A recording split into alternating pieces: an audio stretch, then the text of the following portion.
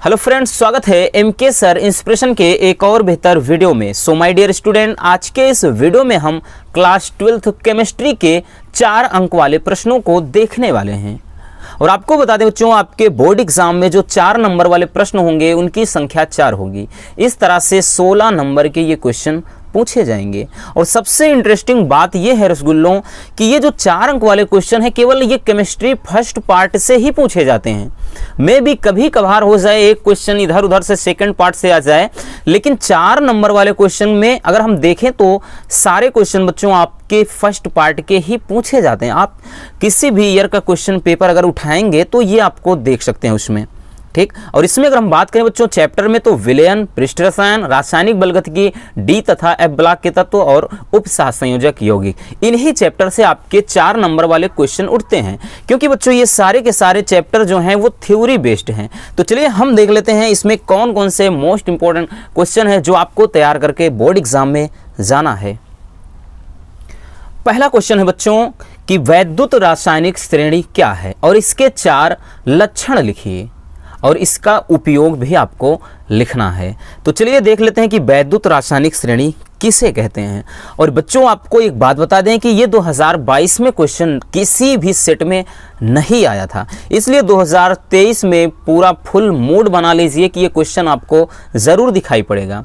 तो चलिए देख लेते हैं बच्चों को वैद्युत रासायनिक श्रेणी है क्या। देखिए, तत्वों को उनके मानक इलेक्ट्रोड विभव के क्रम में रखने पर जो श्रेणी बनती है उसे वैद्युत रासायनिक श्रेणी कहते हैं। यानी कोई भी तत्व, उसमें चाहे धातु हो बच्चों चाहे अधातु, उसको उनके इलेक्ट्रोड विभव के क्रम में रखने पर, जैसे यहाँ से आप इसको एक थोड़ा फिगर के माध्यम से समझती, ठीक है ना। जैसे यहाँ पे बच्चों पोटेशियम है, सोडियम है, मैग्नीशियम, एल्यूमिनियम, जिंक, Fe। अगर हम बात करें तो इधर हम देखेंगे बच्चों तो ये सब पॉजिटिव होते हैं, ये सभी पॉजिटिव होते हैं और इस पर आकर के ये 0 हो जाता है, फिर ये सारे के सारे बच्चों आपके माइनस होते हैं। यानी अगर हम देखेंगे बच्चों तो ये क्या है, ये चार्ज की बात मतलब हम बात कर रहे हैं, ठीक है ना। यानी इन पर अगर देखेंगे तो ये जो ऊपर के हैं ये सबसे अधिक सक्रिय धातु हैं। और यहाँ पर अगर हम देखें जो H होता है बच्चों इस पर उदासीन हो जाता है। और यहाँ पर हम देखेंगे तो ये जो नीचे हैं ये सबसे कम सक्रिय धातु हैं, यानी कम क्रियाशील धातु हैं। तो अगर हम क्या करेंगे उनके मानक इलेक्ट्रोड विभव, अगर मानक इलेक्ट्रोड विभव में देखेंगे तो इधर से ऋणात्मक इधर से बढ़ेगा, ठीक है ना। यानी ऊपर से नीचे की ओर बढ़ेगा, किसमें, इलेक्ट्रोड विभव में। लेकिन सक्रियता में बात करें बच्चों तो ये सबसे ज़्यादा सक्रिय होंगे, फिर ये कम होंगे और H पे उदासीन होता है। अब देखिए ये तो आपको समझ में आ गया कि ये वैद्युत रासायनिक श्रेणी होती क्या है। अब यहाँ पर हमें लिखना है बच्चों क्या, इसके वैद्युत रासायनिक श्रेणी के लक्षण। तो लक्षण में देखिए कैसे लिखेंगे कि श्रेणी में ऊपर से नीचे की ओर जाने पर तत्वों की अपचयन क्षमता घटती है। ध्यान से समझना बच्चों, अगर ऊपर से नीचे जाएंगे तो क्रियाशीलता कम होती है, इसलिए उनकी जो अपचयन क्षमता होगी वो कम हो जाएगी। और दूसरा है बच्चों कि हाइड्रोजन, ध्यान से समझना कि हाइड्रोजन के ऊपर स्थित सभी तत्व अम्ल से क्रिया करके H2 गैस मुक्त करते हैं। मतलब हाइड्रोजन के ऊपर जितने भी तत्व हैं अगर बच्चों वो क्रिया करेंगे अम्ल से, जैसे यहाँ पर समझिए, जैसे इसमें क्या है, जैसे हम एक ले लेते हैं Fe, तो ये क्या है बच्चों, हाइड्रोजन के देखिए ऊपर स्थित है। और Fe को अगर हम किसी अम्ल से क्रिया कराएंगे H2SO4, तो यहाँ से क्या हो जाएगा बच्चों, FeSO4 हो जाएगा और उसके बाद यहाँ से हाइड्रोजन गैस मुक्त हो जाएगी, ठीक है ना। तो इसका लक्षण समझ में आ गया। दूसरा कि लक्षण में क्या लिखेंगे यहाँ पर कि बच्चों लिखेंगे कि हाइड्रोजन के ऊपर स्थित सभी तत्व अम्ल से क्रिया करके हाइड्रोजन गैस मुक्त करते हैं। और अगला है बच्चों कि जिस तत्व का अपचयन विभव जितना अधिक होता है वह उतना ही प्रबल आक्सीकारक होता है। यानी जिस तत्व का इसमें अपचयन विभव जितना ज्यादा होगा वो उतना ही प्रबल आक्सीकारक माना जाएगा।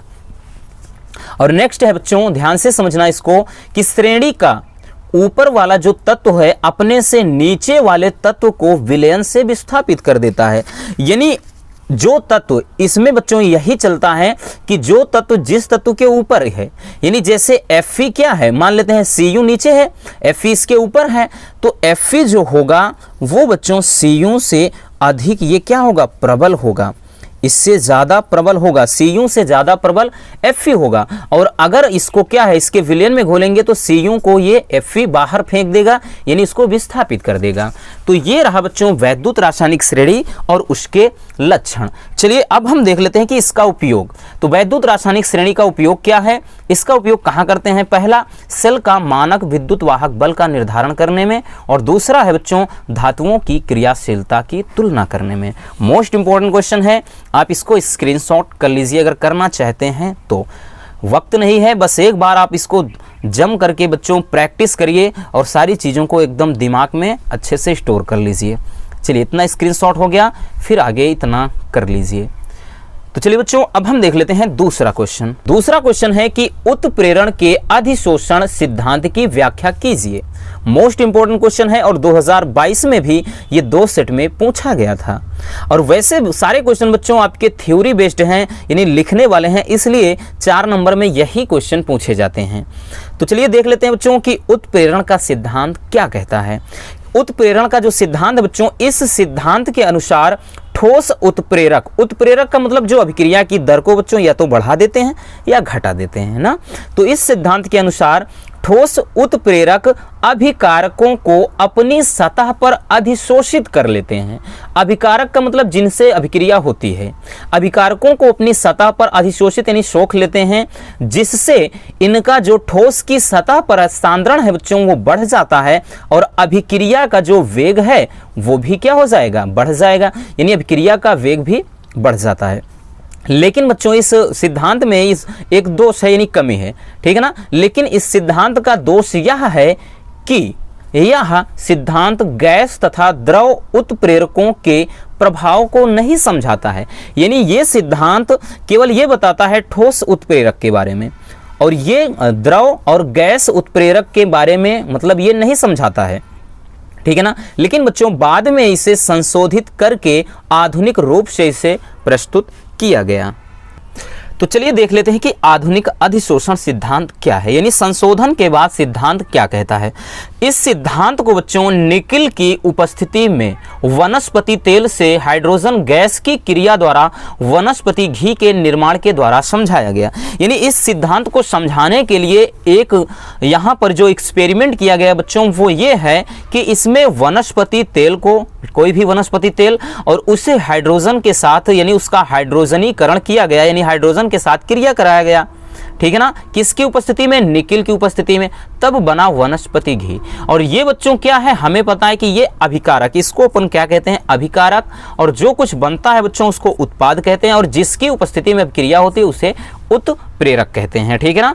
तो देखिए इसी अभिक्रिया के द्वारा इस सिद्धांत को समझाया गया। अब इसमें चलिए बच्चों देख लेते हैं क्या कहा गया इसमें, ठीक है ना। इसमें क्या है कि पहला, ध्यान से समझना, इसमें पहला है कि अभिकारक, अभिकारक का मतलब वनस्पति तेल और हाइड्रोजन गैस, अभी बताया आपने, ठीक है ना हमने, कि अभिकारक का जो सांद्रण है बच्चों वो उत्प्रेरक की सतह पर बढ़ जाता है और जिसके कारण अभिक्रिया का वेग बढ़ जाता है, ठीक है ना। और दूसरा पॉइंट इसमें क्या देखा गया बच्चों, दूसरा ये कि निकिल उत्प्रेरक की सतह पर कुछ केंद्रों की जो क्रियाशीलता अधिक होती है, यानी उत्प्रेरक की जो सतह पर कुछ केंद्र होंगे, जो अणु होंगे, उनकी क्रियाशीलता अधिक होती है और यह क्रियाशीलता मुक्त संयोजकताओं के कारण होती है, ठीक है ना, दूसरा पॉइंट। अब तीसरा क्या है बच्चों कि क्रियाशीलता के कारण, यानी यहाँ पर जो मुक्त संयोजकता है, ठीक ना, इसी के कारण ये क्रियाशीलता है। तो क्रियाशीलता के कारण ही अभिकारक की जो क्रियाशीलता भी क्या है, बढ़ जाती है, ठीक। और अगला पॉइंट है, यानी अगला यहाँ पे जो तथ्य सामने आया बच्चों सिद्धांत में, वो क्या है कि इस प्रकार बने उत्पाद यानी वनस्पति घी के अणु क्या होते हैं, सतह से अलग हो जाते हैं। तो ये है बच्चों अधिशोषण का सिद्धांत, काफी ज्यादा इंपॉर्टेंट है। फिर से बोल रहे हैं रसगुल्लों, आप इसको इग्नोर बिल्कुल मत करना, ठीक है ना। चलिए स्क्रीनशॉट कर लीजिए, इतना कर लीजिए, उसके बाद ये आधुनिक सिद्धांत इधर, फिर बाकी ये, ठीक है ना। इतना आसान आपको कहीं नहीं मिलेगा, इसलिए बोल रहे हैं कि इसको तैयार कर लेना बच्चों। भले ही मेहनत करना पड़े, लेकिन अगर 16 नंबर लेना है तो ये करना पड़ेगा। तो चलिए अब हम देख लेते हैं तीसरा क्वेश्चन। तीसरा क्वेश्चन है बच्चों, ये भी मोस्ट इंपॉर्टेंट क्वेश्चन है। हालांकि 2022 में केवल एक ही सेट में आया था, लेकिन इंपॉर्टेंट है, ठीक है ना। देखिए क्वेश्चन है बच्चों कि कोलाइडी विलयन का शुद्धिकरण किन विधियों द्वारा किया जाता है, संक्षेप में समझाइए। ये भी आपका इंपॉर्टेंट क्वेश्चन है बच्चों, इसलिए इसे भी आप इग्नोर मत करना। लेकिन इस बच्चों अगर हम बात करें इसका जो सॉल्यूशन है यहाँ पर हम नहीं देंगे आपको। इसका रीज़न है कि इस टॉपिक को हमने 2 से 3 बार समझा दिया है। अगर आपने नहीं देखा तो कहीं दूर नहीं जाने की ज़रूरत, आपको डिस्क्रिप्शन में वीडियो की लिंक मिल जाएगी। इसका यानी शुद्धिकरण करने के लिए जो विधियां होती हैं बच्चों, जो अपोहन है, वैद्युत अपोहन है, ठीक है ना, उसी को क्या है इस मतलब उसी विधि द्वारा इसका शुद्धिकरण किया जाता है। तो उसको देख लेना, ठीक, आपको ज़्यादा परेशान नहीं होना पड़ेगा। चलिए बच्चों अब हम देख लेते हैं क्वेश्चन नंबर 4 को। और भाई साहब क्वेश्चन नंबर जो 4 है ये पूरे किताब का सबसे महत्वपूर्ण क्वेश्चन की श्रेणी में आता है। अगर बात करें बच्चों 2022 के पेपर में 7 क्वेश्चन पेपर में से 5 में ये क्वेश्चन पूछा गया था। अब आप समझ सकते हैं कि अगर 5 सेट में ये क्वेश्चन अगर पूछा जाए तो इसकी वैल्यू क्या है, इस क्वेश्चन का कितना महत्व है। चलिए देख लेते हैं। बहुत ही सिंपल है और बहुत ही सिंपल तरीके से इस क्वेश्चन का पोस्टमार्टम हम करेंगे। क्वेश्चन है रसगुल्लों की संक्रमण तत्व क्या है और इनके 3 अभिलक्षणिक गुण लिखिए। देखिए ऐसा है नहीं कि 2022 में ही आया था, आप 5 से 7 साल का क्वेश्चन पेपर भी देखेंगे तो कोई ऐसा ईयर नहीं जाएगा जब ये क्वेश्चन ना पूछा गया हो। तो संक्रमण तत्व क्या है, ध्यान से समझना। 2 नंबर में भी पूछा था बच्चों कि पी ब्लॉक के तत्व क्या है, इन्हें संक्रमण तत्व क्यों कहते हैं। तो उसका दोनों का आंसर सेम है कि ऐसे तत्व जिनमें अंतिम इलेक्ट्रॉन बाह्य कोश से पहले वाले कोश यानी n-1 × d में भरा होता है उसे कहते हैं बच्चों डी ब्लॉक के तत्व, ठीक है ना। यानी डी ब्लॉक के तत्व क्या हैं, ऐसे तत्व जिनमें अंतिम इलेक्ट्रॉन बाह्य कोश से पहले यानी एकदम अंतिम कोश नहीं, उससे पहले वाले कोश यानी n-1 × d में भरा हो उसे कहते हैं डी ब्लॉक के तत्व। और बच्चों डी ब्लॉक के तत्व क्यों कहते हैं, क्या है इसका रीजन क्या है, तो S तथा P ब्लॉक के बीच उपस्थित होने के कारण ही इन्हें क्या कहा जाता है, संक्रमण तत्व कहते हैं। यानी ये जो तत्व हैं डी ब्लॉक के तत्व हैं रसगुल्लों, वो S तथा P ब्लॉक के बीच में होते हैं, इसी कारण इन्हें संक्रमण तत्व कहा जाता है। चलिए इसके अभिलक्षणिक गुण क्या है बच्चों। देखिए एक क्वेश्चन में अगर हम बात करें, एक क्वेश्चन पेपर में ऐसे पूछा था कि क्या कारण है कि संक्रमण तत्व रंगीन आयन बनाते हैं और अनुचुंबकीय गुण दर्शाते हैं। तो क्वेश्चन किसी भी तरीके से घुमा फिरा के पूछे, हमें घबराना नहीं है। तो बच्चों अभिलक्षणिक गुण में पहला है कि रंगीन आयन बनाना। तो इसमें क्या लिखेंगे कि जो संक्रमण तत्व हैं वो ठोस अवस्था या जलीय विलयन में बच्चों रंगीन आयन बनाते हैं। यानी जो संक्रमण तत्व हैं चाहे ठोस अवस्था में रहें या जलीय विलयन में वो रंगीन आयन बनाते हैं। अब इसका कारण क्या है बच्चों, तो इसका कारण यह है कि जब संक्रमण धातु आयन पर यानी जो संक्रमण धातु होते हैं उनके आयनों पर जब श्वेत प्रकाश पड़ता है, यानी जैसे सूर्य का प्रकाश या अन्य कोई प्रकाश स्रोत, ठीक है ना, कि जब संक्रमण धातु आयन पर श्वेत प्रकाश पड़ता है तो ये एक निश्चित रंग की प्रकाश ऊर्जा का अवशोषण करते हैं, यानी एक निश्चित रंग वाले प्रकाश को सोख लेते हैं और इसी कारण इनका अलग अलग रंग होता है, ठीक है ना। तो ये है बच्चों रंगीन आयन बनाना, कि रंगीन आयन ये क्यों बनाते हैं, इसका कारण ये है, ठीक है ना। चलिए अब हम देख लेते हैं दूसरा है बच्चों की अनुचुंबकीय गुण, कि अनुचुंबकीय गुण ये क्यों दर्शाता है, ठीक है ना। चलिए इसको भी हम अच्छे से समझ लेते हैं। तो देखिए जो संक्रमण धातुएं हैं बच्चों अनुचुंबकीय लक्षण का प्रदर्शन करती हैं। संक्रमण जो तत्व होते हैं या तत्व लिखिए या फिर धातु, कोई दिक्कत नहीं। तो संक्रमण धातुएं अनुचुंबकीय लक्षण का प्रदर्शन करती हैं। अब इसका कारण यह है बच्चों कि डी उपकोष में इलेक्ट्रॉन आंशिक रूप से भरे होते हैं। यानी जो डी कोष में क्या है, इलेक्ट्रॉन पूरी तरह से भरे नहीं होते हैं, आंशिक रूप से भरे होते हैं और इसी कारण इनमें अनुचुंबक क्या का होता है, गुण, यानी अनुचुंबकत्व का गुण पाया जाता है। जिसमें अगर हम बात करें बच्चों तो चुंबकीय आघूर्ण ज्ञात करने के लिए ये फार्मूला यानी म्यू बराबर रूट में n और कोष्टक में n+2, ठीक है ना। ये जहां पर n क्या है, अयुग्मित इलेक्ट्रॉनों की संख्या है, ठीक, बात समझ में आ गया। चलिए अब हम देख लेते हैं बच्चों तीसरा इसका अभिलक्षणिक गुण। तीसरा गुण है बच्चों कि संकुल यौगिक बनाने की प्रवृत्ति, ठीक है ना। ऐसे क्वेश्चन भी पूछ लेता है कि क्या कारण है कि डी ब्लॉक के जो तत्व हैं वो संकुल यौगिक बनाते हैं। तो रीजन क्या है रसगुल्लो, चलिए हम देखते हैं। देखिए बच्चों, संक्रमण जो धातुएं हैं वो संकुल यौगिक बनाती हैं। अब इसका कारण क्या है कि इसका कारण यह है कि इनके बाह्यतम कोश में डी उपकोष खाली होते हैं। अभी हमने इसके पहले बताया चुंबकत्व वाले गुण में कि जो संक्रमण धातुएं होती हैं बच्चों, इनके बाह्यतम कोश में यानी जो डी उपकोष होता है वो क्या होता है, खाली होता है। डी उपकोष खाली होते हैं और इसके अतिरिक्त, ठीक है ना, इसके अतिरिक्त इनका जो आकार होता है बच्चों वो छोटा व इन पर उच्च आवेश होता है, जिसके कारण इनमें लिगेंड द्वारा त्यागे गए इलेक्ट्रॉन युग्म आसानी से स्थान ग्रहण कर लेते हैं। यानी इस प्रकार का जो संकुल यौगिक बनाते हैं बच्चों, ठीक है ना, इस प्रकार का आपने उपसा संयोजक यौगिक में देखा, इसी को कहते हैं उपसा संयोजक यौगिक या संकुल यौगिक, ठीक है ना। ऐसे होते हैं या Cu और उसके बाद NH3, ठीक 6 ऐसे लगा करके और उसके बाद Cl3। इस तरह से देखा होगा बच्चों, ये सभी संकुल यौगिक या उपसा संयोजक यौगिक बनाते हैं और इनमें देखो इसका प्रयोग किया जाता है इन संक्रमण तत्वों का, ठीक है ना। तो ये रहे बच्चों गुण। चलिए अब हम देख लेते हैं अगले क्वेश्चन को। चलिए अब हम देख लेते हैं बच्चों क्वेश्चन नंबर 5। क्वेश्चन नंबर 5 ये भी 2 सेट में पूछा गया था 2022 में कि उपसह संयोजन यौगिक या उपसा संयोजक यौगिकों के वर्नर सिद्धांत की व्याख्या कीजिए। अगर आप बच्चों इसको किसी क्वेश्चन बैंक से पढ़ेंगे तो बहुत ही ज़्यादा डिफिकल्ट वर्ड दिया है, इसलिए हम आपको सजेस्ट करेंगे कि आप इसे अच्छे से तैयार कर लीजिए, क्योंकि हमने एकदम सिंपल से सिंपल लैंग्वेज का यूज़ किया है ताकि हर एक स्टूडेंट को अच्छे से समझ में आ जाए। तो चलिए देख लेते हैं बच्चों कि उपसा संयोजक यौगिक का जो वर्नर सिद्धांत है वो क्या कहता है। देखिए, महान वैज्ञानिक, अगर ये स्विस के वैज्ञानिक हैं तो महान वैज्ञानिक अल्फ्रेड वर्नर ने जटिल यौगिकों, ठीक, या उपसंयोजन यौगिकों की संरचना को समझाने के लिए एक सिद्धांत प्रस्तुत किया। यानी ये जो बच्चों आपके उपसंयोजक ये यौगिक हैं, इनकी स्ट्रक्चर, इनकी संरचना कैसे बनाएंगे, कैसे इसमें आयन पता करेंगे, कैसे उपसंयोजन संख्या, इन सब चीज़ों को अच्छे से समझने के लिए बच्चों वर्नर नामक वैज्ञानिक ने एक सिद्धांत दिया। अब इसमें सिद्धांत जो दिया उसमें क्या अवधारणाएं हैं, यानी सिद्धांत में क्या क्या बातें हैं।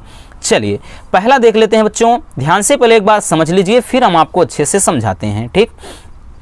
देखिए, किसी भी उपसंयोजन यौगिक में मध्य का धातु या धातु परमाणु, मध्य मतलब बच्चों ये जो धातु, इसको ध्यान से समझना, धातु या धातु परमाणु कहते हैं, ठीक। चलिए हम आपको एक बार बता देते हैं। जैसे बच्चों एक उपसंयोजक यौगिक है, ये जो होता है, ठीक है ना, यानी कोष्टक के अंदर इसको केंद्रीय धातु परमाणु या इसी को कहते हैं केंद्रीय धातु आयन, और जो ये इस वाले कोष्टक के अंदर बंद होता है बच्चों इसको लिगेंड कहते हैं, ठीक है ना, लिगेंड कहते हैं। और यहाँ पर जो संख्या दी रहती है उपसंयोजन संख्या कहते हैं, और ये क्या है, सल्फेट आयन है।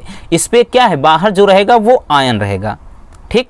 तो जो लिगेंड के साथ जुड़ा होता है उसको केंद्रीय धातु परमाणु या केंद्रीय धातु आयन बोलते हैं। इतना समझ में आ गया। तो इसमें वही चीज समझा रहा है बच्चों। पहला कह रहा है कि किसी भी उपसंयोजन यौगिकों में जो मध्य का धातु या धातु परमाणु होता है वो 2 प्रकार की संयोजकता दर्शाता है, एक प्राथमिक संयोजकता, दूसरा द्वितीयक संयोजकता, ठीक है ना। ये पहला पॉइंट इन्होंने बताया। और दूसरा क्या बताया बच्चों कि किसी यौगिक की जो प्राथमिक संयोजकता है इसकी, ठीक, इसकी ऑक्सीकरण अवस्था से संबंधित होता है, यानी जो प्राथमिक संयोजकता है ऑक्सीकरण संख्या को दर्शाता है, जबकि द्वितीयक संयोजकता बच्चों ये संयोजकता संख्या यानी संयोजकता की संख्या को बताता है कि उसकी संयोजकता कितनी है, ठीक है ना। यानी जो प्राथमिक संयोजकता है वो ऑक्सीकरण को बताएगा, ऑक्सीकरण संख्या, और द्वितीयक संयोजकता वो संयोजकता को, ठीक है ना। ये दूसरा पॉइंट। तीसरी चीज बच्चों चलिए हम देख लेते हैं। तीसरा पॉइंट है बच्चों कि किसी भी धातु परमाणु, ठीक है ना, किसी भी धातु आयन या धातु परमाणु के लिए द्वितीयक संयोजकता का जो मान है वो निश्चित होता है, ठीक है ना। और अगला पॉइंट है कि किसी भी यौगिक में धातु परमाणु दोनों प्रकार की संयोजकताओं को संतुष्ट करने की कोशिश करता है, ठीक है ना। यानी किसी भी यौगिक में जो धातु परमाणु होते हैं, ठीक, यानी केंद्रीय धातु आयन है, दोनों प्रकार की संयोजकताओं को संतुष्ट करते हैं, ठीक है ना। जिसमें अगर हम बात करें बच्चों, जो ऋणात्मक आयन होता है वो प्राथमिक संयोजकता को और धनात्मक वो द्वितीयक संयोजकता को क्या करता है, संतुष्ट करता है, ठीक। अब अगला है बच्चों कि द्वितीयक संयोजकता स्पेस में, यानी जो खाली स्थान होते हैं स्पेस में, ठीक है ना, क्या है, स्थित निश्चित स्थान को प्रदर्शित करता है। ठीक, द्वितीयक संयोजकता स्पेस में स्थित निश्चित स्थान को प्रदर्शित करता है और यही कारण है कि उपसहसंयोजक यौगिक का जो आकार होता है बच्चों वो निश्चित होता है। ठीक, तो चलिए इसका एग्जाम्पल भी देख लेते हैं, क्योंकि एक क्वेश्चन पेपर में तो इसका एग्जाम्पल के साथ कहा था स्ट्रक्चर बनाने को। जैसे ही हमने यहाँ पर एक क्या है, उपसहसंयोजक यौगिक लिया है और इसकी संरचना, बस बच्चों आपको केवल संरचना बनाना है और वहां पर बताना था कि इसमें कुल कितने आयन हैं। तो देखिए यहां पर CO है, यानी केंद्रीय धातु परमाणु। केंद्रीय धातु परमाणु जो होता है हमेशा बच्चों केंद्र में जाता है, तो यहां इसीलिए इसको यहां पर लिखा जाता है केंद्रीय धातु परमाणु है। ठीक है ना, ये जुड़ा है NH3 और इसके साथ ये 6 है, ये उपसहसंयोजन संख्या कहते हैं। तो भाई क्या है, NH3 NH3 NH3 इस तरह से 6 हमने बना दिया, NH3 यानी अमोनिया। ठीक, और Cl देखें बच्चों तो Cl आयन है, ठीक है ना, ये Cl आयन है, तो यहाँ एक Cl आयन, एक यहाँ पे क्लोरीन आयन, एक यहाँ पर। इस तरह से क्या है, इसमें अगर हम देखेंगे कुल 4 आयन है। ठीक है ना, एक तो पूरा इसका हो गया, ठीक, और एक ये इस पर दर्शाएगा। ठीक, तो 4 आयन हैं। ठीक है ना, तो ये रहा बच्चों वर्नर के सिद्धांत का जो एग्जाम्पल यानी स्ट्रक्चर। इसमें उपसहसंयोजन संख्या पूछेगा तो 6 है, क्योंकि NH3 के साथ यहाँ पर 6 लगा है, तो 6 जितना क्या करता है, ये लिगेंड के साथ बच्चों जितने बंध बनाता है वही उपसहसंयोजन संख्या होती है। 2022 में ये 2 सेट में पूछा गया था कि उपसहसंयोजन संख्या किसे कहते हैं। तो केंद्रीय धातु परमाणु लिगेंड के साथ जितने बंध द्वारा जुड़ा होता है या जितना बंध बनाता है उसे कहते हैं उपसहसंयोजन संख्या। अगला क्वेश्चन है बच्चों कि राउल्ट के नियम, राउल्ट के वाष्प दाब का अवनमन नियम को परिभाषित करिए। हालांकि दूसरे ही चैप्टर का है, लेकिन इसको हमने यहाँ पर नहीं देखा क्योंकि इसको भी हमने 3-4 बार देख रखा है। ठीक, और इसको भी अगर आप देखना चाहते हैं बच्चों, ये क्वेश्चन भी 3 सेट में आया था 2022 में, इसकी जो आपको डिस्क्रिप्शन में लिंक मिल जाएगी, वहां पर देख लेना। और नेक्स्ट है प्रथम कोटि की अभिक्रिया के लिए वेग स्थिरांक का व्यंजक, क्योंकि बच्चों 2022 में शून्य कोटि की अभिक्रिया के लिए वेग स्थिरांक का व्यंजक आया था और इसलिए अब की बार यानी 2023 में प्रथम कोटि की अभिक्रिया के लिए वेग स्थिरांक का जो व्यंजक मान के चलिए 100% श्योर है कि वो आएगा। अब किस सेट में आएगा भाई साहब, ये तो किस्मत तय करेगी। आपकी किस्मत अगर अच्छी होगी तो मिल ही जाएगा, बाकी किसी ना किसी सेट में तो आएगा ही। तो इन सारे क्वेश्चन को बच्चों देख लेना, इसको हम करवा देंगे अलग से। हालांकि इसको भी हमने देख रखा है, प्रथम कोटि की अभिक्रिया मोनू सर ऐसे डालेंगे तो इसका निगमन बताया है, बाकी फिर से बता देंगे, डोंट वरी। तो बच्चों ये रहे आज के सबसे महत्वपूर्ण 4 नंबर वाले क्वेश्चन। आप इनको बिल्कुल भी बच्चों इग्नोर मत करना, फिर से बोल रहे हैं, अच्छे से तैयार कर लेना। उम्मीद करता हूं बच्चों ये वीडियो आपको पसंद आई होगी, और वीडियो अगर पसंद आए तो प्लीज़ वीडियो को लाइक कर देना, नए हैं तो चैनल को सब्सक्राइब जरूर कर लीजिए। बाकी बच्चों इसकी PDF आपको टेलीग्राम ग्रुप में मिल जाएगी, लिंक डिस्क्रिप्शन में है, वहां से ज्वाइन हो जाइए।